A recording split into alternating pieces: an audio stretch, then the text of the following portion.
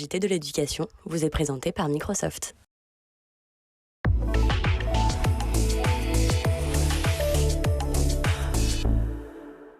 Bonjour à tous et bienvenue dans le grand JT de l'éducation. Tout de suite, le sommaire.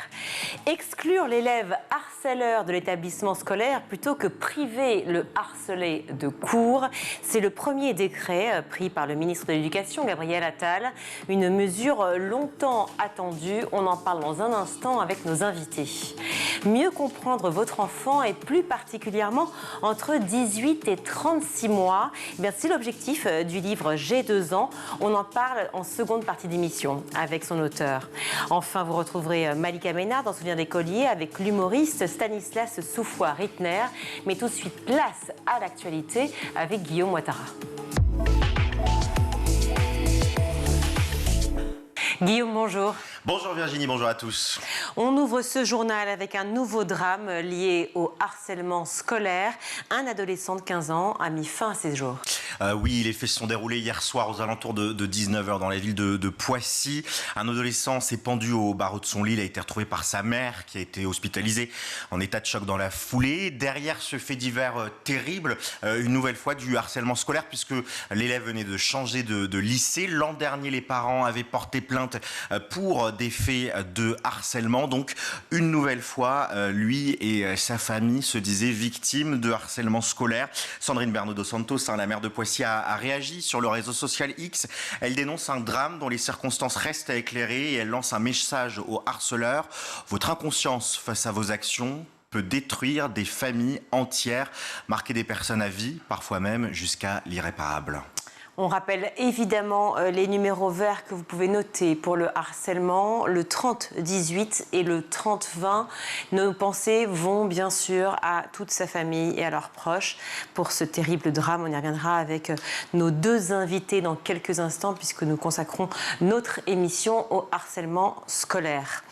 On poursuit avec les suites de l'affaire des abayas. Après l'interdiction de la manifestation à Stein où les personnels du lycée Maurice Utrillo se mobilisent contre l'interdiction justement de l'abaya. Oui, enseignants et membres du personnel du lycée dénoncent, je cite, une politique qu'ils qualifient d'islamophobe du gouvernement. Voilà ce qu'on peut lire dans un communiqué de ces personnels du lycée Maurice Utrillo. Nous n'avons pas à faire la police du vêtement. Nous refusons de stigmatiser les élèves qui portent une abaya ou un camis. Au fond, pour eux, c'est un peu l'abaya qui cache la forêt de l'éducation.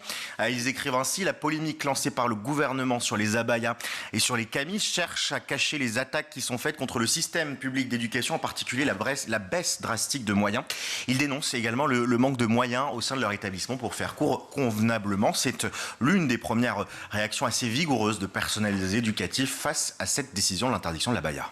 Et dans ce cadre, Guillaume, il y a un avocat qui annonce une plainte va être déposée pour discrimination en raison de l'apparence religieuse par une famille. L'affaire se passe à Lyon, dans un lycée là aussi. C'est une jeune fille qui aurait été exclue de cours à cause de sa tenue. Je vous propose de découvrir en image cette tenue. Alors, elle portait un kimono, en dessous un jean, un t-shirt. C'est une photo qui a été diffusée par son avocat, maître Nabil Boudi. Et donc, on voit ce kimono par-dessus un jean. Voilà ce que dit l'avocat.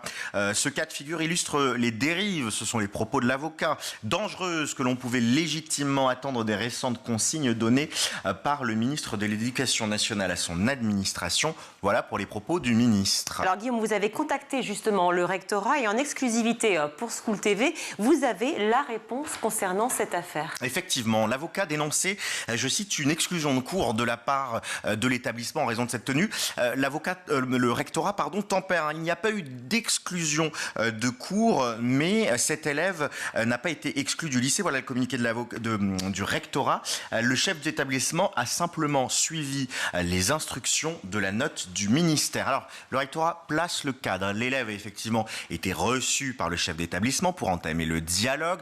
Elle est ensuite retournée chez elle dans la matinée pour se changer et elle est revenue dans l'après-midi. Elle était, nous dit le rectorat, en cours ce matin. Et il y a une phase de dialogue avec les parents qui ont été reçus par le chef de l'établissement. Le rectorat de Lyon, en tout cas, prend acte de la volonté de la famille de déposer plainte. On passe à un tout autre sujet avec cette annonce d'Emmanuel Macron qui souhaite rénover plus de 40 000 établissements d'ici 10 ans. Oui, le président de la République était hier en visite dans un collège d'Orthez dans les Pyrénées-Atlantiques. Alors il a d'abord eu un comité d'accueil un peu à distance de syndicats qui avaient tenu à manifester leur mécontentement face à cette rentrée scolaire. Il ne les a pas rencontrés directement, mais ils ont fait du bruit. Puis, durant cette visite de ce collège, il a expliqué vouloir accompagner les communes, les départements et les régions dans le projet de rénovation. Ce projet, en fait, s'inscrit dans le cadre d'un fonds vert pour la rénovation énergétique avec, en toile de fond, évidemment, le réchauffement climatique. C'est plus de 500 millions d'euros qui vont être déployés pour cet objectif dans les 10 prochaines années. Trop peu pour certains experts qui estiment plutôt à 40 milliards le budget qu'il faudrait pour rénover entièrement les 40 000 établissements en question. L'objectif, en tout cas, du gouvernement, il est clair, réduire de 40% les consommations d'énergie des établissements d'ici 2030. Terminons sur une note un peu plus légère avec cette information que vous avez repérée pendant l'été. Une forêt du Kwakubé a fait son apparition sur Google, je lis bien. Oui, la forêt du Kwakubé, désolé, je ne pouvais pas passer à côté de cette information qui a refait mon été. Tout se passe dans le petit village de Colly-Saint-Amand. C'est en Dordogne, ça fleure bon voilà, la végétation, la nature. Et ces dernières semaines, la fréquentation du village a subitement augmenté. C'est en tout cas ce que nous rapportent les équipes de France Bleu Périgord. Et pourquoi cette augmentation de fréquentation? Eh bien parce qu'un petit plaisantin qui habite dans le village a décidé de renommer le terrain boisé de son père la forêt du Kwakubé. Résultat, 58 000 personnes ont fait la recherche sur Google Maps et ont découvert cette forêt du Kwakubé, sans doute un peu plus depuis que l'article est sorti. C'était durant le mois d'août. Ce boom de fréquentation, s'il peut faire sourire, s'il est plutôt anecdotique, eh ben, il ne fait pas que des heureux au sein du village. Regardez ce que dit un riverain à France Bleu Périgord. J'ai plein de gens qui débarquent chez moi parce qu'il a mis mon adresse. Ça devient un peu pénible. Tous les jours, il y a des camping-cars qui se garent dans mes pruniers. Voilà, une petite escapade peut-être dans la forêt du Kwakubé. Oui, il fallait que forcément vous me donniez cette information. Crucial. Oui, bah oui, Kwakubik que vous êtes. Merci beaucoup, Guillaume. Exclure et changer d'établissement l'élève harceleur plutôt que de pénaliser la victime, c'est la première mesure du ministère de l'Éducation depuis la nomination de Gabriel Attal. La lutte contre le harcèlement scolaire doit être une priorité, je cite. Ce sont les mots d'Elisabeth Borne, une mesure bien accueillie, notamment au Sénat. La lutte contre le harcèlement et le cyberharcèlement, c'est la question du jour avec nos invités. Pour en parler, je suis ravie d'accueillir Marie Mercier. Bonjour. Bonjour. Merci d'être là. Vous êtes sénatrice républicain LR, donc de Saône-et-Loire, autrice de la proposition de loi sur le harcèlement scolaire. Et Sabine Van Eyck, bonjour. Bonjour. Ravie également de vous accueillir sur le Grand JT, sénatrice Mouvement des citoyens du Pas-de-Calais et présidente de la mission d'information sur le harcèlement scolaire et le cyberharcèlement, car les deux sont intimement liés. Et on va le redire dans cette émission.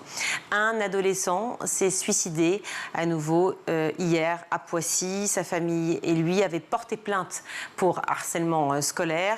On ne peut penser qu'à ces drames. On ne va pas tous, malheureusement, les citer, car ils sont nombreux, mais on pense à l'INSEE en mai dernier ou à Lucas. Est-ce qu'il y avait urgence à ce que ce décret soit pris? Marie Mercier. Alors c'est un décret, ce qui veut dire qu'il n'y a pas eu le débat au Parlement, ce qui nous a privés de faire des auditions, d'entendre des psychologues, d'entendre des chefs d'établissement, d'entendre des parents d'élèves. Le décret ne suffit pas, puisque le décret c'est un point de départ excellent, puisqu'on essaie de protéger un peu plus la victime en obligeant le petit harceleur à changer d'école. Mais pour moi, il y a deux victimes. Le harcelé et le harceleur. Alors, la victime, elle avait la double peine quand elle était obligée de rester sur un fait qui était, voilà, comme il n'y a pas de loi, eh bien, c'est la victime qui va s'en aller pour se protéger. Ça, ce n'était pas bien. Donc, oui, en fait, elle s'excluait l'établissement elle-même pour se protéger, alors que souvent le harceleur restait dans l'école. Exactement. Donc là, c'était un très mauvais signe pour la victime, effectivement. Donc ce décret montre qu'il y a quelque chose qui n'est pas bien, que le harceleur fait quelque chose de pas bien, puisque c'est lui qui est un peu puni, il doit s'en aller. Mais le décret décret ne suffit pas, puisque le harcèlement est quelque chose de tellement complexe, de tellement compliqué. Le harceleur a pu être le harcelé devient le harceleur. Il y avait besoin d'un débat, il y avait besoin d'amendements et il y a besoin de prise en charge. Parce que beaucoup de familles finalement demandaient est-ce qu'effectivement le harceleur quitte l'établissement, et les chefs d'établissement et même de Dazen étaient démunis. Il n'y avait pas de texte. Il n'y avait pas de texte. Pour se baser. C'est pour ça qu'on l'a fait, le texte. On a fait le texte. Voilà, pour bien qu'on comprenne l'urgence, effectivement, de ce décret. Je rappelle qu'il y a entre 800 000 et 1 million d'enfants harcelés chaque année, et cela depuis des années. À toutes les deux, je pose la question, mais pourquoi cette mesure n'arrive que maintenant? Pourquoi on ne prend conscience que maintenant? Alors, évidemment, il y a le programme phare, et on va en reparler. Il y a eu des tas d'alertes qui ont été faites à la fois par nous, les confrères journalistes, par vous aussi sur place, au quotidien, tout le temps. Mais finalement, ça met beaucoup de temps. Une réponse à ça, Sabine Van Eyck? Ça a mis trop de temps. Ça a mis trop de temps. Lors de notre mission d'information qui a duré 6 mois en 2021, on s'est rendu compte qu'il y avait un désastre en fait en termes de harcèlement chez les enfants, et qu'il était nécessaire de prendre des mesures. De prendre des mesures de rétorsion, je dirais, comme celles qui figurent dans ce décret, c'est-à-dire on punit le harceleur en le changeant d'école, c'est bien la moindre des choses. Mais avant, il y a la prévention qui doit empêcher, parce que quand on arrive à ce stade d'exclusion du harceleur, c'est qu'il a déjà été harceleur, c'est qu'il y a déjà eu un enfant harcelé, ou plusieurs. Et à ce moment-là, c'est déjà, je dirais, trop tard. Et malheureusement, l'actualité de ce jour, l'actualité qui a eu lieu dans mon département il y a quelques mois avec l'INSEE, eh bien, montre que à un moment, c'est trop tard. Parce que là, dans le cas de ce malheureux jeune homme qui s'est donné la mort hier, il avait changé d'établissement. Mais il était déjà impacté, il était déjà blessé, il était déjà meurtri par tout ce qu'il a subi avant. Donc, important, bien sûr, ce décret. Tout ce qui va être fait contre le harcèlement sera très bienvenu. Mais avant, pour éviter ça. Ici, on est a priori toutes les trois sensibilisées à la cause. C'est pas forcément le cas, et on ne faut pas les blâmer, mais de ceux qui peuvent nous regarder, il faut comprendre et peut-être rappeler à quel point le harcèlement, c'est pas des petites chamailleries d'enfants à l'école. C'est pas des petites moqueries, des chamailleries, de l'intimidation. Le harcèlement, c'est l'intensité, la fréquence et la durée. C'est quelque chose qui détruit à bas bruit, qui amplifie, qui isole la victime. Le début, il peut être très insidieux. Oh, mais c'est rien du tout, on moque un peu les lunettes, on moque un petit surpoids. Et puis au fur et à mesure, comme ça continue à la sortie de l'école, du conservatoire, que ça continue par les réseaux sociaux, on isole cette petite victime. Même si elle a quelques copains, etc., elle est isolée dans sa tête, elle se sent tellement démunie, tellement seule au monde, elle n'ose quelquefois même pas dire. C'est souvent le petit frère, la grande sœur qui dit aux parents ce qui se passe. Il se sent coupable, il a honte, il se sent diminué, mais c'est une tragédie, ce sont des urgences pédiatriques, c'est dramatique, et je partage complètement ce que dit Sabine. En fait, c'est le repérage le plus important. Repérer immédiatement le début du commencement de quelque chose. Le harcèlement, quand il est avéré, c'est déjà trop tard. Tout de suite, il faut voir que cet enfant, dans la cour de récré, il est en butte à voilà, des petits chicayas de rien du tout. Mais ça continue, ça se reproduit, ça n'arrête jamais. Alors repérer, c'est justement ce qui a été mis en place avec le programme phare, mis en place en 2019, où il était censé mettre en place des ambassadeurs, effectivement, parmi les élèves, la rédaction d'un protocole aussi de prise en charge, la mise en place d'une équipe ressources et la formation donc, des personnels de l'éducation nationale. Mais tout ça, est-ce que concrètement, c'est une réalité au quotidien? Enfin, former des personnels de l'éducation nationale, déjà, on a peu ou pas assez, il en manque beaucoup, ils n'ont pas de temps, ils sont surchargés. Est-ce qu'ils ont le temps? Exactement. Moi, je suis appelée, donc, ayant été présidente de cette mission d'information, je suis appelée quelquefois dans des établissements, par des associations, par des parents d'élèves et par aussi des enseignants, des principaux de collège. Et je suis quand même obligée de constater que le programme phare, quelquefois, n'est pas appliqué. De l'aveu même de certains enseignants, de certains principaux, parce qu'ils n'ont pas le temps. Voilà, c'est pas volontaire. C'est pas volontaire, ils n'ont pas le temps, ils sont surchargés, vous venez de le dire. Mais quelquefois, il n'est pas non plus connu. C'est beaucoup plus grave. Et pourquoi il ne serait pas connu? Puisqu'il fait partie, effectivement, de toutes les chartes et en voie de l'éducation nationale. Bon, donc, public ou privé sous contrat, dans tous les cas, ils Il est reçoivent... obligatoire maintenant. Ouais. Ça a été généralisé dans tous les collèges, ça va l'être ici dans les lycées. Hein. Mais ce n'est pas connu. Moi, j'ai eu à affronter cette aberration, quoi. C'est d'entendre un principal me dire, vous savez, moi... Et puis, des chamailleries d'enfants, j'ai aussi entendu ça, des chamailleries d'enfants. Si on commence à se mêler de toutes les disputes de gosses, voilà, les signaux faibles, Marie en parlait, les signaux faibles, ça concerne tous les adultes en relation avec l'enfant. Ça va de la personne qui est à la cantine, au chauffeur de bus qui remarque que le gosse n'est pas bien.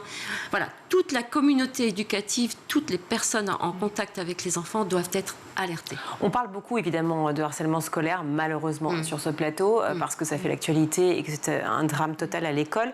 Avec toutes les personnes qu'on a reçues, à chaque fois, ressort, et vous le dites encore à nouveau, finalement, c'est peut-être aux parents, aux éducateurs, aux adultes, aux grands, entre guillemets, d'être davantage formés à ce qu'est le harcèlement. Je crois que les collégiens et les lycéens, quand ils sont coupables, ils savent très bien ce qu'ils font. Mais peut-être que les parents ne se rendent pas compte de l'impact. Absolument. Puis le collège pour le programme parfait, mais il faut commencer avant. Oui. C'est au primaire qu'il faut expliquer tout simplement aux enfants qu'on se respecte les uns les autres, que nous ne sommes pas tous pareils, qu'il y a des plus vulnérables.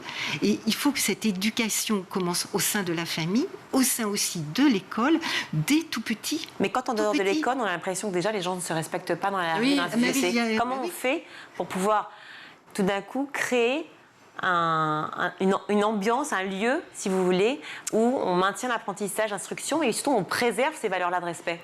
Dans notre rapport qui est là, sur le harcèlement scolaire, on a préconisé des réunions d'information, donc qui réunissent en début de trimestre, en début de semestre, parce qu'on a dit tout à l'heure, les enseignants sont surchargés, n'ont pas le temps de consacrer trop de temps, mais à une réunion, en fait, qui rassemble les élèves, alors sur un temps d'un quart d'heure, en début de récré, les élèves, des parents, pour expliquer ce qu'est le harcèlement. Qu'est-ce qu'un harceleur? Qu'est-ce qu'un harcelé? Est-ce que je suis moi-même harceleur? Expliquer aux enfants qu'ils peuvent l'être sans le savoir. Voilà, toute une éducation qui doit être faite, une information pour prévenir ce fléau. Alors, ce décret, parlons-en juste une seconde, j'y reviens. Donc, cette décision a été prise par d'abord l'ancien ministre de l'Éducation, Pap Ndiaye, il l'avait déjà évoqué bien avant l'été, désormais donc signée par Gabriel Attal. Cette proposition de loi, c'est vous donc, qui l'avez initiée et qui l'avez écrite, Marie Mercier. Oui. Est-ce que ce texte a été modifié? Est-ce que finalement... Non, il n'a pas été modifié puisqu'il était très simple. C'était quand on en arrive au point où il faut séparer les deux enfants, c'est au harceleur de quitter l'établissement et non pas à la victime. Donc c'était tout simplement ça qui était écrit.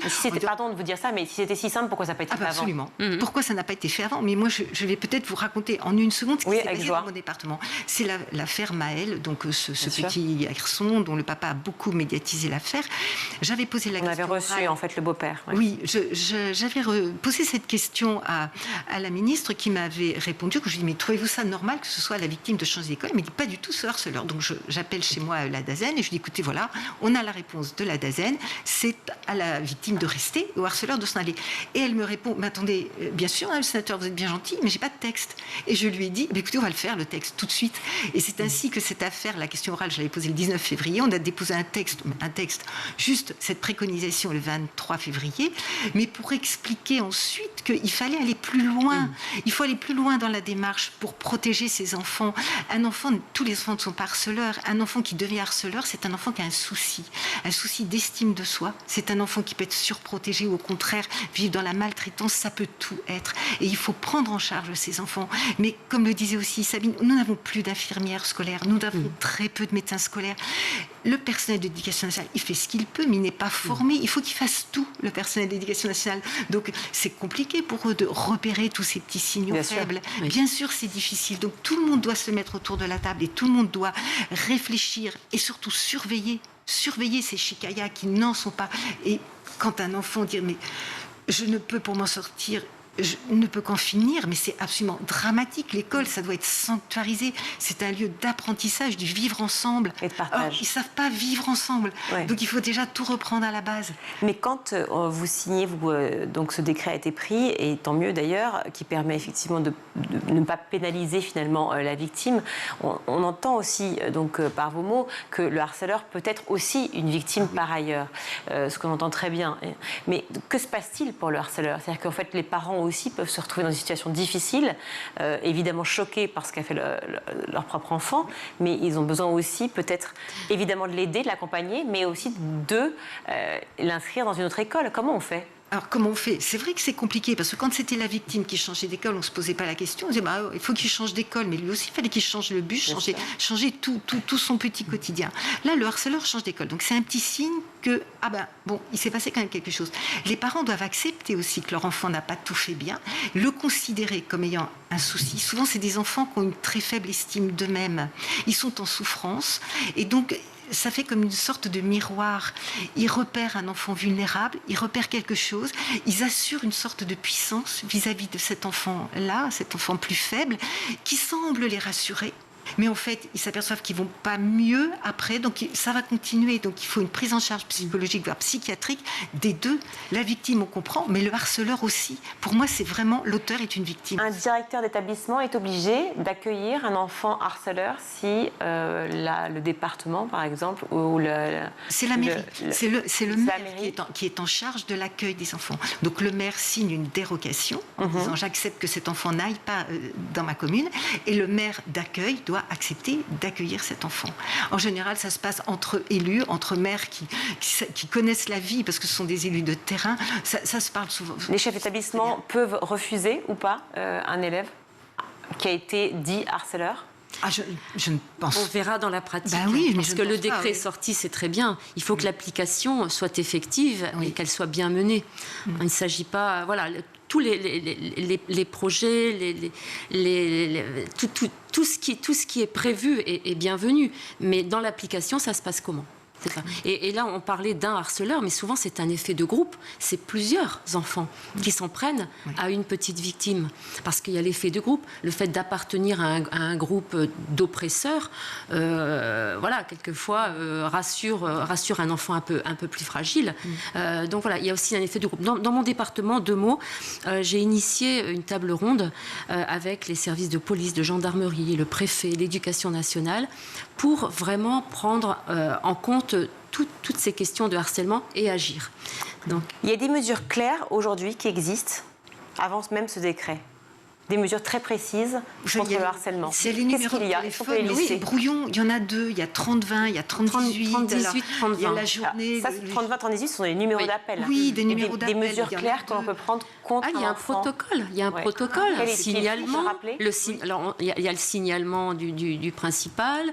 Ça va au DAZEN. Avant ça, il y a le passage chez le psychologue scolaire, si tant est qu'il y en ait. Parce que et puis qu'il écrive harcèlement. C'est pas évident. Il y a tout un protocole de transmission de signalement, et au bout du bout, normalement, l'élève harceleur reçoit une notification, ainsi que les parents, mais ça ne se faisait pas. Ça ne se faisait pas dans les faits, ou pas toujours. C'est là qu'il y a du flou. C'est dans l'application. Comment va se passer l'application du décret ? Je souhaite que ça se passe bien. Mais c'est pour ça que j'insiste beaucoup sur la prévention. Sur tout ce qu'a dit Marie tout à l'heure, sur ce que j'ai dit au départ, c'est la prévention. Pour que ça n'arrive pas. Parce que la mise en œuvre de ce décret ne va pas être simple. Bien sûr. Ça ne va pas être simple. Vous avez posé une question. Quel est le chef d'établissement qui va accepter un enfant harceleur ou plusieurs enfants harceleurs ?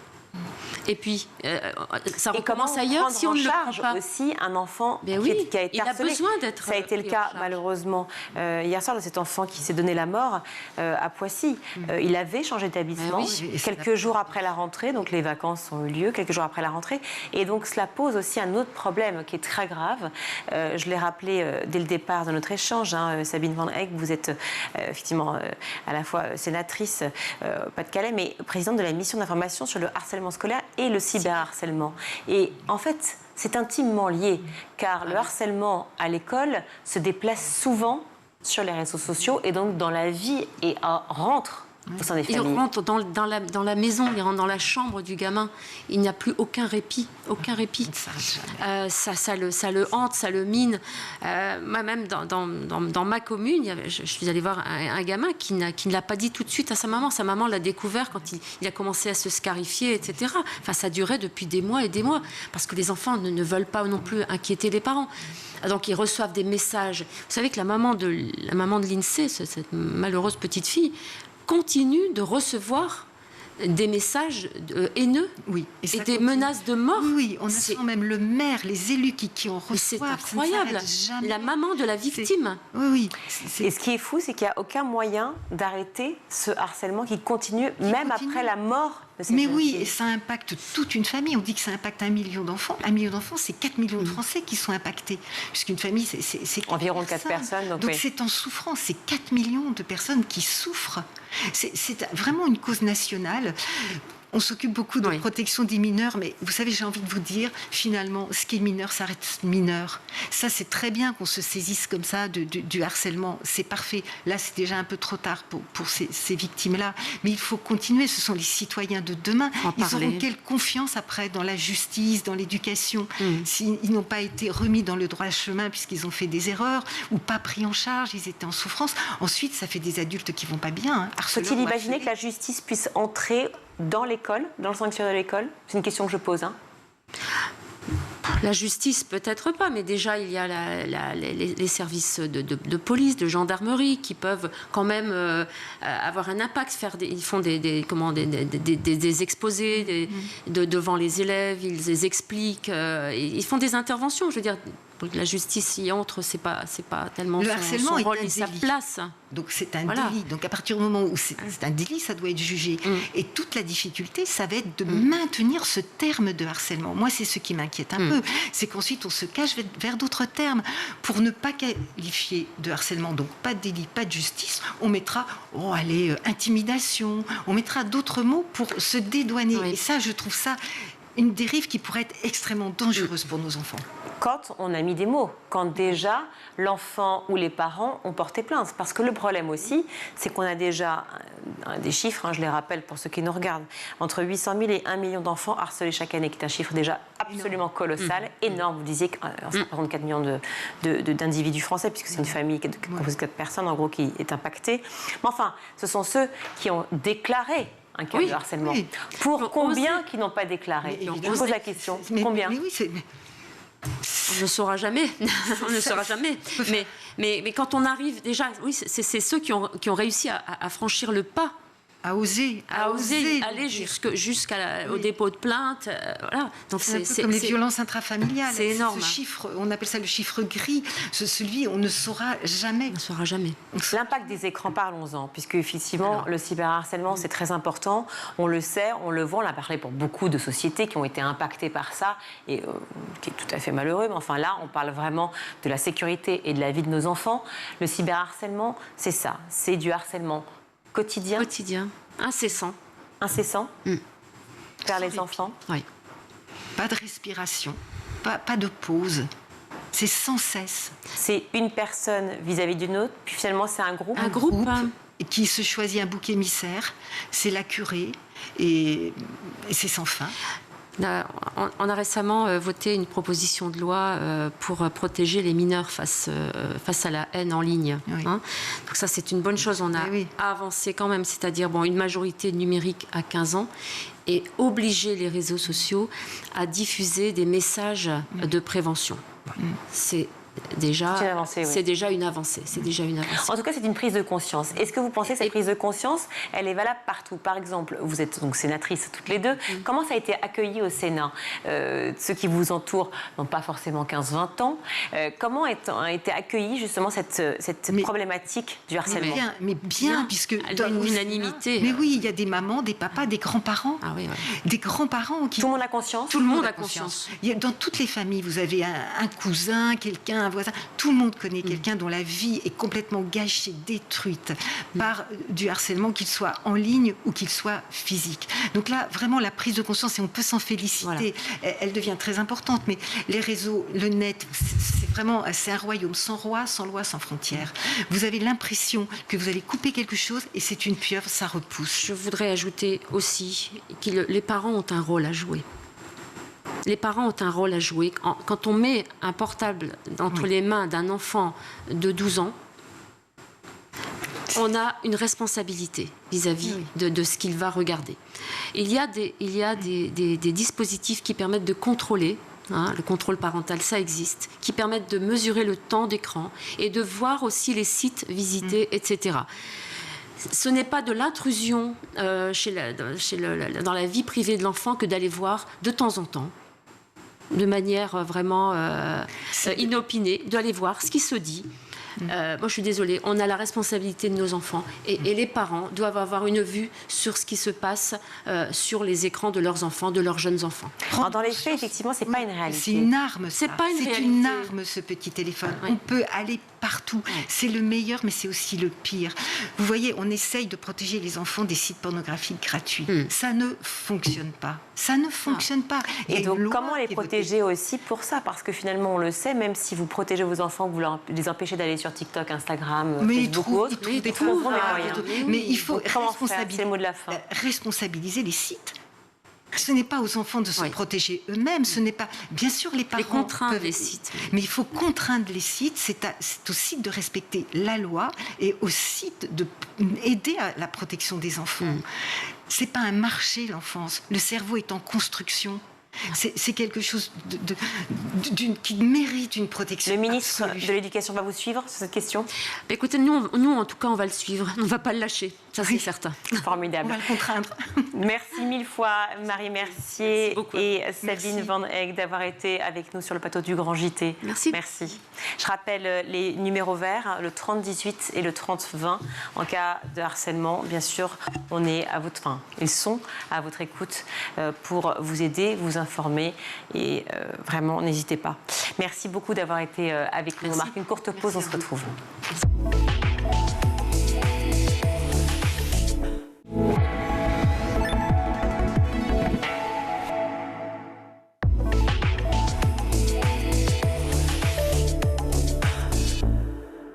De retour dans le Grand JT de l'éducation, être parent, c'est merveilleux. Ben oui, c'est merveilleux, on le sait, tout le monde le sait, mais on sait aussi que c'est difficile.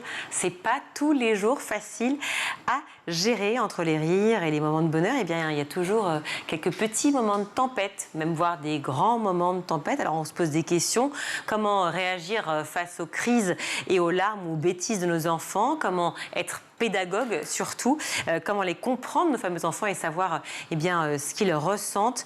Toutes les réponses à vos questions se trouvent dans ce livre « J'ai 2 ans », écrit par Déborah Cohen-Tenouji, notre invitée aujourd'hui. Bonjour Déborah. Bonjour Virginie, merci de me recevoir. Mais ravie de vous accueillir avec Guillaume. Voilà, on va tout comprendre. Alors moi, je suis maman, Guillaume ne l'est pas encore. Maman non plus. De compagnie. Mais c'est pareil, voilà, exactement. Exactement, c'est une forme de parentalité. Alors, vous êtes ancienne professeure des écoles de Déborah Cohen-Tenouji. Vous avez notamment créé Nos enfants ont du génie et le club des parents. Et vous êtes aussi maman de 3 enfants. Des enfants qu'on peut voir juste apparaître derrière vous sur les petites photos. Adorable. Pourquoi avoir écrit cet ouvrage? Bien déjà, je suis passionnée d'éducation. Donc en effet, c'est vrai que j'ai fait plusieurs carrières, enseignante, coach parental, atelier parent-enfant. Et ça m'a toujours tenu à cœur de laisser une trace, on va dire. Et maintenant, je n'avais pas forcément pensé à cet âge. J'avais envie d'écrire un ouvrage assez généraliste. Mais là, j'ai 2 ans. C'est ça qui m'intrigue. Voilà, il se trouve qu'en fait, à chaque fois, donc j'ai eu le premier enfant, deuxième enfant, au 3e enfant, je me suis dit, si celui-là, il marche comme les 2 autres, ça veut dire qu'il y a des choses que j'ai compris peut-être un peu différemment. C'est-à-dire que j'ai appréhendé les choses un peu différemment. Et puis, en partageant un petit peu beaucoup sur les réseaux, je fonctionne beaucoup sur les réseaux sociaux, j'ai vu que les parents, ça les aidait. Les conseils que je leur donnais, on leur avait peut-être pas encore donné avant. Et puis je me suis dit, mais attends, c'est l'âge que j'adore, c'est l'âge que tous les parents redoutent. T'as envie d'écrire un livre, vas-y, lance-toi. Et en fait, l'inspiration est venue assez rapidement et facilement. L'âge que tous les parents redoutent, vous pensez aux terrible twos, c'est ça? Parce qu'on parle souvent de l'adolescence, mais finalement, il y a une préadolescence, la petite adolescence qui est à 2 ans. C'est ça? Donc, exactement. Alors c'est vrai qu'on entend beaucoup parler de Terrible 2. Moi, cette période, je ne l'avais pas vécue en toute modestie. C'est-à-dire que mes enfants ne faisaient pas de crise. J'étais un peu dans l'émerveillement permanent avec eux. Et moi, je l'ai vécu vraiment comme une période justement merveilleuse. Et donc, c'est pour ça que j'ai rebaptisé cette période le Wonderful 2. Et donc, je me suis dit, mais attends, si on arrive à comprendre nos enfants, on se met des fois à leur place eh bien, on voit les choses très différemment. En fait, il n'est pas en train de nous tester, il est en train de découvrir le monde, il est en émerveillement et forcément, il est aussi en construction de sa personnalité. Donc, ça crée des petites tensions. Est-ce que vous êtes quelqu'un qui voit toujours le verre à moitié plein ? En fait, j'essaye de voir le positif des choses parce que de toute façon, on va vivre avec lui. On va vivre avec ce petit chouchou. Donc, si dès cet âge-là, on prend un peu de recul en disant « Ok, je vais essayer de me mettre à sa place » et comprendre un peu mieux les choses, on voit que ça peut se passer de façon bien plus apaisée au quotidien. Après, ça ne veut pas dire que ça va éliminer toutes les crises et tous les soucis, mais on va comprendre déjà que les crises, c'est normal. C'est pas contre nous. Il n'essaye pas de nous tester, de tester notre autorité. Non, il essaye de comprendre le monde dans lequel il vit.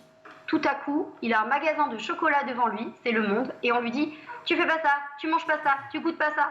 Lui, il dit « Non, moi j'ai envie de tout manger. Hein. » Donc on va essayer de lui apprendre un petit peu à canaliser toute cette énergie.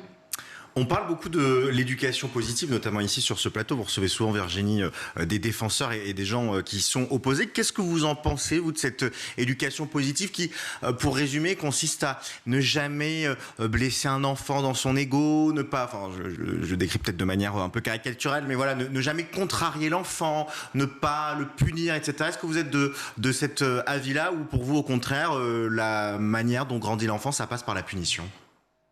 Alors, merci pour cette question. Le mot que vous avez employé quand vous dites c'est un peu caricatural, je pense que c'est là où est le nœud.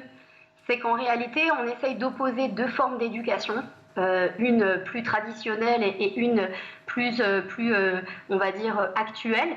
Mais en réalité, je pense qu'il y a du bon à prendre partout. Donc, il faut punir les enfants. Est-ce que vous pensez qu'il faut les punir s'ils font des bêtises ? L'éducation positive, hein, parce que c'est vrai que c'est un peu... allez, il ne faut pas qu'il souffre, il faut le surprotéger, mais ce n'est pas le faire rentrer dans la vie. Ce n'est pas la réalité. Donc, moi, j'aime bien le côté... Il faut le punir, les enfants, parce qu'il y a beaucoup de débats. Par exemple, il ne faut pas laisser un enfant tout seul dans sa chambre, alors que beaucoup de parents leur disent voilà, tu vas rester réfléchir à ta bêtise. Pour vous, ça doit passer par une punition intelligente ? Moi, je ne l'ai jamais fait pour aucun de mes enfants. Pour autant, il y a du respect mutuel. C'est pour moi la base de l'éducation, c'est un respect mutuel. Mais ce que j'essaye en tout cas de partager dans le livre, d'ailleurs, je ne parle jamais d'éducation positive ou quoi que ce soit, j'essaie de prendre en compte les besoins de tout le monde. C'est-à-dire, oui, on va se mettre à la place de l'enfant pour mieux le comprendre et pour s'adapter à son rythme, mais nous, en tant que parents, on a aussi des prérogatives, on a aussi des difficultés. Et je sais, le matin, il faut partir à l'école, il faut partir à la crèche. On ne peut pas dire à l'enfant, tu veux mettre ci ou tu veux mettre ça, C'est sûr, il faut trouver un juste milieu. Je pense qu'il faut faire aussi appel à son bon sens. Et alors, qu'est-ce qui se passe précisément ? Parce que j'imagine que vous avez travaillé aussi avec des professionnels de la petite enfance. Qu'est-ce qui se passe à cet âge-là, entre 18 et 36 mois, pour que l'enfant, justement, comprenne bien à la fois le principe de respect dont vous parlez, mutuel, d'autorité, et la fermeté naturelle que vous évoquiez aussi d'un parent vis-à-vis de son enfant ? Alors, le respect, on va dire que l'enfant, il va le vivre par mimétisme. C'est-à-dire que, d'ailleurs, c'est très révélateur quand, par exemple, on a le grand frère de 2 ans qui est avec le petit bébé qui vient de naître et il commence à mimer quelqu'un qui lui crie, qui le tape, etc. Peut-être que c'est des tensions qu'il a vécues lui-même à la maison qu'il reproduit. Ce que je veux dire, c'est que le respect mutuel, quand vous respectez l'enfant, vous lui donnez le sommeil dont il a besoin, dès qu'il ne veut pas manger quelque chose, vous vous dites peut-être que si je le présente autrement, ça passera mieux. Quand il voit qu'on est à l'écoute, je pense que les choses se font naturellement. Ensuite, par rapport aux limites, moi je pense qu'on n'en a pas besoin d'énormément quand ils sont tout petits. On a surtout besoin de faire attention à leur sécurité physique, bien sûr, pour éviter de lui dire tu touches pas ci, ça c'est fragile, etc. Si tu as un enfant à la maison qui est petit, il ne peut pas se contrôler. C'est trop à lui demander en fait. De se contrôler, de ne pas toucher le téléphone, de ne pas toucher la statue de Tata Huguette qui est en plein milieu du salon. Il faut, donc, pendant ce temps-là, à mon avis, c'est aux parents de s'adapter finalement à leur propre enfant et d'écarter tout ce qui peut être dangereux pour pouvoir laisser finalement l'enfant grandir et s'exprimer. Pendant une période, vers 3-4 ans déjà, ça passe. Et puis aussi, on peut lui expliquer les choses. S'il y a des objets forcément d'adultes auxquels on tient, qu'on veut laisser dans son salon, moi, j'ai jamais enlevé, en particulier, voilà, s'il touche l'écran de télé, etc. Je vais lui dire, par exemple, non, on touche pas, parce que ça peut se casser. Mais je vais pas passer mon temps à lui dire, touche pas, etc., etc. Parce que, du coup, l'enfant, il va être un peu en réaction. Soit il va faire une crise, soit il va s'inhiber. Donc, il faut aussi trouver un juste milieu, je pense. Mais juste dire non, ça fonctionne? Alors, il y en a qui disent que les petits de cet âge-là ne comprennent pas la négation. Non, c'est pas du tout ce que j'ai observé. Un enfant à qui on dit non, quand c'est justifié, moi j'en parle dans mon livre, je dis souvent de dire non. C'est comme une petite rengaine, vous savez, qui, comme le soir on lui dit bonne nuit, ça prépare le cerveau à l'endormissement. Quand on lui dit non, ça dit aussi à son cerveau, là, je dois m'arrêter, je n'ai pas le droit de toucher. Et d'ailleurs, ce qui est rigolo, c'est que les petits à cet âge-là, ils aiment bien répéter le non. Non, ils commencent à construire cette négation à l'intérieur d'eux-mêmes. D'accord, je comprends. Donc ça veut dire que vous, en fait, les astuces que vous donnez, c'est à la fois pour les enfants, mieux les comprendre, mieux appréhender quelles vont être leurs réactions, leurs agissements, en fait, au quotidien, et peut-être aussi appréhender les réactions des parents, parce que finalement, c'est à eux que vous vous adressez, et peut-être eux qui sont emplis quand la première fois qu'on a un enfant, j'imagine que vous vous en souvenez, et moi je m'en souviens, on est quand même absolument démunis. On se dit, mais comment je vais faire? Est-ce que je vais y arriver? Quelle est cette chose que je dois gérer? Non, chose non, mais en tout cas, comment faire pour être à la hauteur? Ce que j'ai beaucoup apprécié dans les retours des parents, c'est qu'ils ont bien senti que moi, je ne jugeais personne. Je sais qu'on a des vies de fous. Je sais que les parents courent entre le travail, les courses, la maison. Ils culpabilisent quand ils sont pas assez à la maison. Ils culpabilisent quand ils sont trop à la maison. Donc, je sais qu'il n'y a pas de monde idéal aujourd'hui, quoi. Mais c'est pas grave. On trouve des ponts. Entre nos enfants et nous, parce que moi, je pense que quand on fait des enfants, c'est pour passer de bons moments, c'est pas pour passer notre temps à leur crier dessus, à essayer de les gérer entre guillemets. Et nos enfants, ils sont pas là non plus pour nous embêter, et ils ont envie aussi de tirer le meilleur de nous. Mais c'est vrai qu'en tant que parent, il faut mettre aussi sa limite. Il y a des moments où on ne peut plus. C'est trop fatigant, on ne peut plus supporter les cris, on ne peut plus supporter un enfant qui fait une crise. On essaye de partir de la pièce, on essaye de donner le relais à quelqu'un d'autre. On trouve des solutions pour nous aussi, en tant que parents, se respecter. Déborah Cohen-Tenouji, je le disais en début d'échange, vous étiez anciennement professeure des écoles. Pourquoi vous avez quitté l'éducation nationale ? Alors déjà, j'ai adoré mes années d'enseignement. Alors, j'étais pas en maternelle, je n'étais qu'en primaire. Déjà, quand j'étais enseignante avant de devenir maman. Et c'est un métier qui demande beaucoup d'énergie. Vous savez que les effectifs aujourd'hui sont très importants. Oui. Dans le public ou dans le privé, on est entre 25 et 30 élèves par classe. Et donc, je n'avais plus cette énergie à fournir à mes élèves. Quand en rentrant à la maison, j'avais les petits chouchous qui m'attendaient. Et puis, après, c'est une question de personnalité aussi. Je suis un peu un électron libre. J'avais envie de vivre ma propre définition de l'éducation, également de l'apprentissage, parce que ça aussi, ça me passionne. Et pour toutes ces raisons, j'avais la possibilité de prendre du recul, de créer aussi d'autres choses. Et c'est vrai qu'au fond de moi, quand je suis devenue maman, j'avais envie de devenir, entre guillemets, une médiatrice entre les parents et les enfants, parce qu'ils ont du mal à se comprendre. Merci beaucoup en tout cas Déborah Cohen-Tenouji d'avoir accepté notre invitation sur le Grand JT. Je rappelle que vous avez écrit ce livre « J'ai 2 ans », livre qu'on peut retrouver dans toutes les bonnes librairies et qu'on peut retrouver, j'imagine bien, aussi sur Internet. Merci de tout cœur d'avoir été avec nous. Vous avez tous les trucs et astuces maintenant, vous qui nous regardez, pour mieux comprendre les enfants, notamment cette tranche d'âge de 18 à 36 mois. Tout de suite... Merci. Tout de suite, on va retrouver Guillaume Malika Ménard dans Soutien d'écolier. Cette semaine, son invité, le danseur, chanteur et mannequin Stanislas Soufoy-Rittner.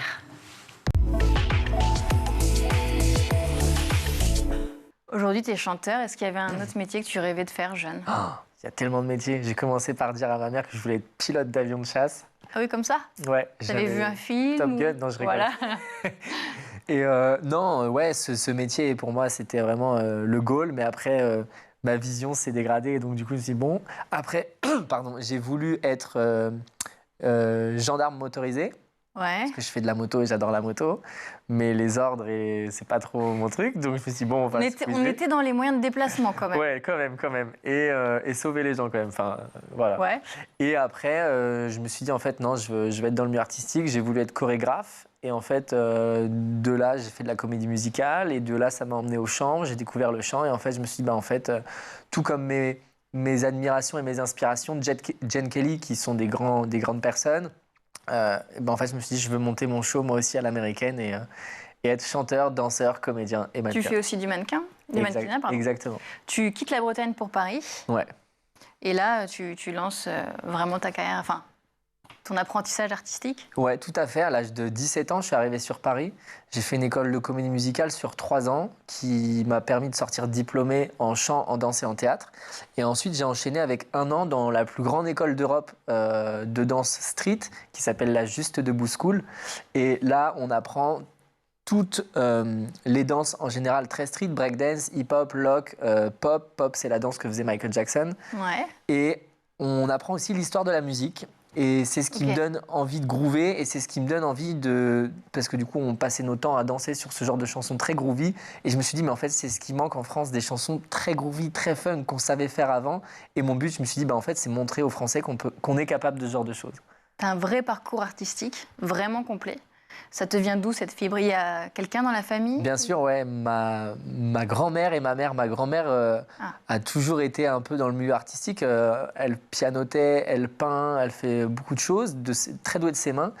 Ma mère a voulu, à l'époque, faire le cours Florent. Elle était prise pour le cours Florent, mais mon grand-père, avec qui j'ai beaucoup vécu, qui est une grosse période de ma vie aussi, mon grand-père dans ma vie, qui compte beaucoup pour moi, lui a dit, écoute, non, tu ne feras pas les cours Florent puisque je t'ai inscrit dans un BTS que tu feras en 1 an, BTS Compta, et donc du coup, elle a fait un BTS Compta. Et donc du coup. Et avec toi, il n'a pas eu de restriction? Non, il n'a pas eu de restriction parce que du coup, il n'avait pas son mot à dire et que c'est mes parents. Et ma mère était hyper fière que je prenne cette branche-là. Elle m'a laissé y aller à fond. Et je lui ai dit, je sais que c'est pas une branche facile, mais je me suis toujours débrouillé à trouver des petits boulots à l'âge de 18 ans dans Paris, que ce soit barman, que ce soit serveur. Ils t'ont pas aidé, tes parents, quand tu es arrivé à Paris, financièrement? Non, je me suis vraiment débrouillé tout seul. Et j'ai eu la chance dans cette école de comédie musicale d'obtenir une bourse. Donc, j'ai pas payé cette école puisque j'ai obtenu une bourse sur ces 3 ans. Donc, la vie est bien faite. Et puis, il y a l'émission qui change ta vie, on peut dire ça quand même. Exactement. Alors, quand même, avant l'émission, je me suis occupé de mon grand-père pendant 4 ans. Donc, j'ai mis un peu ma vie artistique de côté. Pendant 4 ans? Il est tombé malade et je me suis vraiment mis à son service. C'est-à-dire qu'il était Tu plus... vivais avec lui? Exactement. C'est lui qui m'a hébergé quand je suis arrivé à 17 ans. Et en fait, il a fait un traumatisme crânien, un AVC, etc. Ce qui fait que je me suis vraiment occupé de lui. Et ça m'a fait grandir. Et dans des moments difficiles, vraiment très difficiles, je me disais, un jour, ça va être à moi de briller. Et un jour, je ne sais pas quoi, mais il y a un truc qui va tomber. La Star Academy est arrivée. Parce qu'à ce moment-là, tu es sorti de tes écoles Exact. Je suis sorti, exact. Et je me dis, je me lance dans ma carrière. Tu fais un stop. Je me dis, je me lance dans ma carrière. Et la vie a fait qu'en fait, même si je m'occupais quasiment tout le temps de lui, que j'enchaînais des boulots en tant que barman ou en tant que surveillant dans les lycées, etc., j'avais toujours un petit projet artistique qui arrivait au compte-gouttes de temps en temps. J'ai eu la chance de défiler pour Lacoste, de danser, défiler pour eux. Et donc, du coup, je me disais, je ne lâcherai pas, je continuais d'écrire. J'ai beaucoup écrit, donc tous ces textes à l'heure aujourd'hui que j'ai, je les ai écrits à ce moment-là. Okay. Et donc, du coup, je me suis occupé de lui de A à Z. Là, maintenant, il est dans une structure spécialisée parce que je ne pouvais plus m'occuper de lui avec mon frère. On ne pouvait plus puisque c'était beaucoup trop de charges et nos vies faisaient qu'on ne pouvait plus. Et donc, du coup, la Star Academy est arrivée. Et je pense que c'est ce qui m'a donné cette envie aussi de lui montrer que je suis capable de faire une carrière. Et je me suis dit, en fait, je me lance, ça coûte rien, j'ai rien à perdre de me lancer dans cette aventure. Et la vie a fait que... C'est déjà la fin de ce numéro, on se retrouve demain, toujours en compagnie de Stanislas Soufois-Rittner pour la suite de Souvenirs d'écolier. À demain. Merci Malika, merci Stanislas. Tout de suite, c'est le meilleur de School TV avec le ZAP. Si je vous avais demandé, définissez-moi la physique quantique, évidemment en 30 secondes, qu'est-ce que... Alors, 1000 euros, 30 secondes, 1000 euros, d'accord. Alors, pour moi, là, comme j'aime bien raconter aussi à mes étudiants à l'université, à Jussieu, la physique quantique, c'est 3 choses, en fait. La première chose, c'est, comme vous le disiez, c'est une théorie scientifique, une parmi d'autres, mais il se trouve que c'est, comme vous le disiez, l'une des deux théories majeures sur lesquelles reposent toutes les autres théories scientifiques, en tout cas du non-animé, du non-vivant. Vous dites comme vous le disiez, mais c'est parce que je vous ai lu. Hein. Moi, c'est vous qui le dites, en fait. Alors, deuxième point. Donc, théorie scientifique majeure, un des deux piliers de la science physique. Deuxième aspect, c'est une révolution technologique. Donc, une double révolution, en fait. Parce que, comme vous disiez, on a tous autour de nous des choses qui dépendent de près ou de loin de la physique quantique, puisqu'il y a eu toutes les choses qui dépendent de l'électronique. Oui, toute notre informatique, dès qu'il y a de l'électronique, il y a du laser, de l'énergie nucléaire, etc. Ça dépend de notre compréhension de ce qui s'est passé au niveau de l'atome et qui a suivi donc l'avènement de la physique quantique dans les années 1925, 30, 40.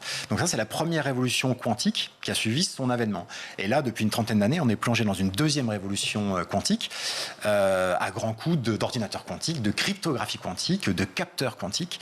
Et donc ça, c'est le deuxième point. Et le troisième point, c'est donc théorie scientifique, révolution technologique. Et le troisième point, c'est révolution de notre façon de voir le monde.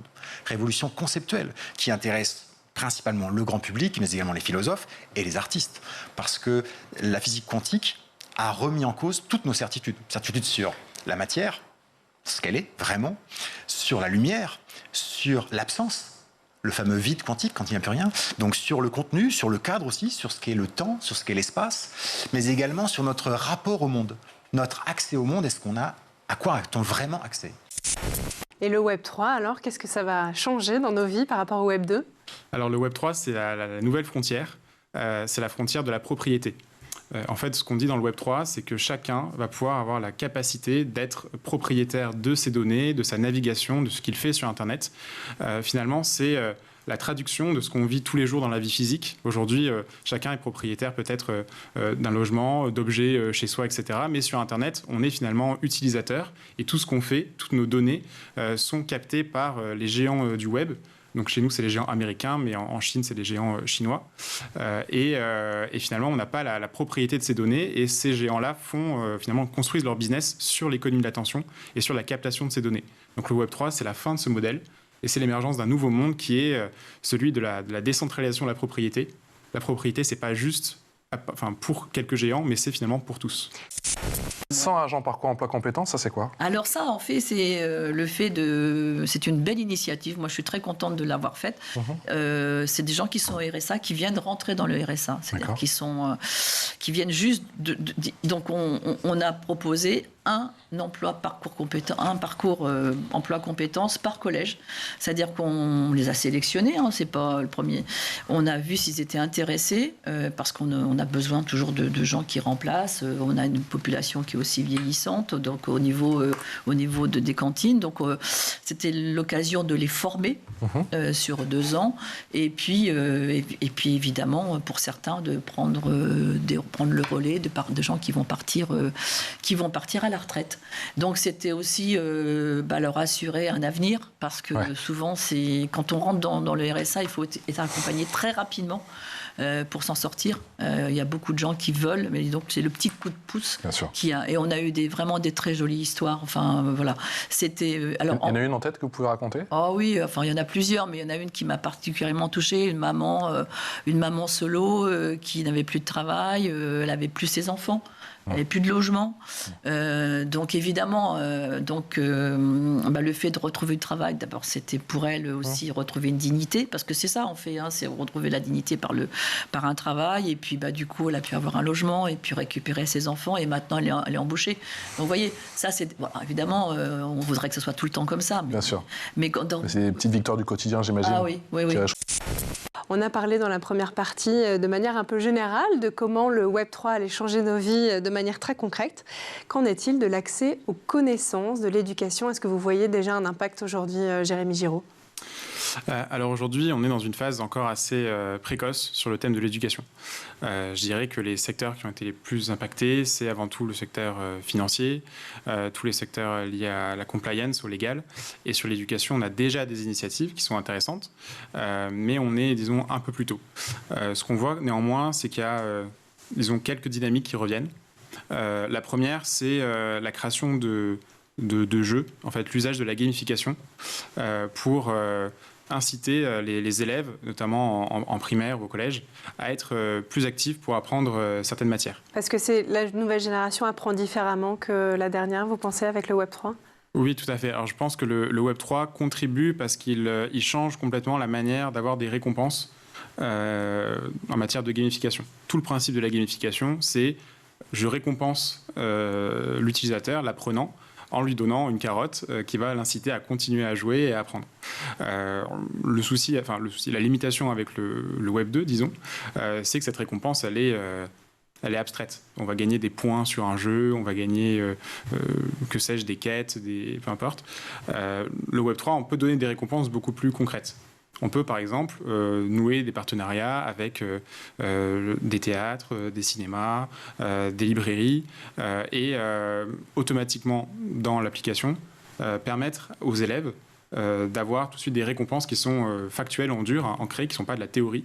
Et donc, ça a un rôle beaucoup plus fort pour démultiplier l'envie d'apprendre. Chantal Cottereau, on a parlé bien sûr de la continuité en termes d'initiatives concernant le numérique, concernant les tablettes, c'est des distributions de tablettes. D'ailleurs, 18 000 la première année, 4 000 aussi pour les enseignants. Alors, donc, dans les 18 000, il y avait 4 000 pour les enseignants. Et donc 4 000, d'accord. Voilà. Ouais. Et puis, cette année, les enseignants, alors évidemment, les nouveaux vont être dotés, c'est normal.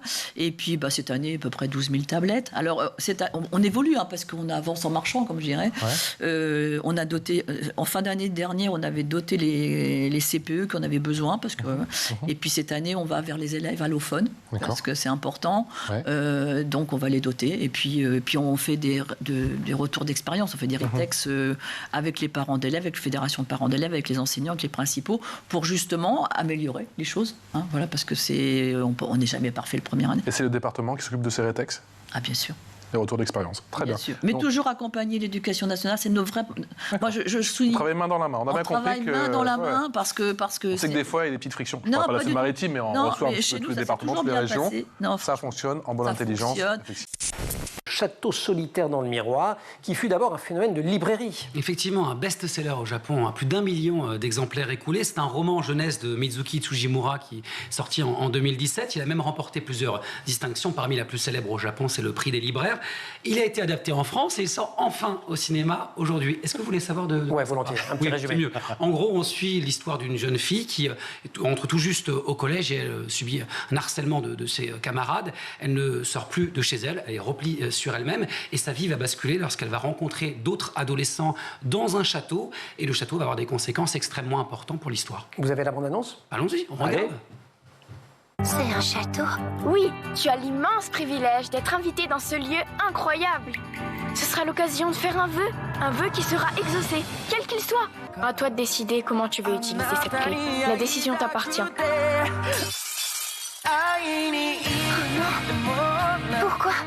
Pourquoi ? Tout ira bien. Tu n'es pas seule, Kokoro. Se retrouver ! On y arrivera ! Mais il faut vivre ! Voilà, Brandon, le réalisateur qui transporte le spectateur dans son univers et qui aborde plein de thématiques très actuelles, notamment la phobie scolaire. Effectivement, alors il y a une ambiance un peu à Alice au Pays des Merveilles qui le château sert de lieu de thérapie, de havre de paix, d'échappatoire pour les adolescents. Et le film d'animation est extrêmement intéressant parce qu'il évite de tomber dans ce pathos. Et je ne sais pas si vous avez remarqué, alors on en parlait justement pendant la bande-annonce, il y a l'ombre de Miyazaki qui plane dans ce film. Et d'ailleurs, le cinéaste s'en inspire, il ne s'en cache pas, c'est un peu son maître à penser. La réalisation, elle est magnifique, les décors aussi. Je vous conseille vraiment de regarder quand même en version originale sous-titrée parce que c'est tout à fait juste quand on connaît un peu le japonais. Alors ça sort aujourd'hui dans les salles, ça a cartonné au Japon. Sans doute que ça suivra le même chemin. Je vous le conseille fortement, mon cher Emmanuel. Mais, et à tout le monde. Suivez votre conseil, Brandon. Voilà, c'est la fin de cette édition. Merci à vous tous de nous avoir suivis. Vous savez que vous pouvez nous écrire. On vous répond. C'est la fameuse phrase de School TV, mais je suis obligée de la dire. Vous l'adorez. Guillaume, vous allez répondre ? Tout à fait. Et moi, je vous invite en pique-nique à la forêt du Kwakubé. J'en peux plus sans Kwakubé, je n'en peux plus, en Pagnan et tout ça. C'est plus possible. Vous nous retrouvez donc canal 217 sur Orange, canal 247 sur Free et bien sûr sur schooltv.com. Merci à toute l'équipe. Aujourd'hui à la réalisation, c'est Ulysse Touré, au son, c'est Héloïse Merlin, le maquillage, Laure Audemont et Laura Girard et Emma Ferret à la rédaction. Très belle soirée à tous. Ciao.